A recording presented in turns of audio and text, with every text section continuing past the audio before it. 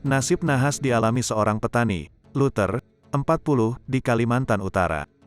Ia diserang buaya saat membersihkan diri di pinggir kanal milik PT Adindo Hutani Lestari, AHL, di KM 5 Desa Bebatu, Kalimantan Utara, Rabu, tanggal 16 Februari tahun 2022. Korban merupakan warga Jalan Temanggung RT 002, Desa Bebakung, Kecamatan Betayau, Kabupaten Tanah Tidung, Kalimantan Utara. Kapolsek Sesayap Hilir, Ibtu Jaimin, menceritakan Luther saat itu melintasi jalan sepanjang kanal mengendarai mobil bak terbuka bermuatan 10 balok kayu ulin. Ia bersama dua kerneknya, Martinus de Pores Ison, 22, dan Labo Saputra, 21.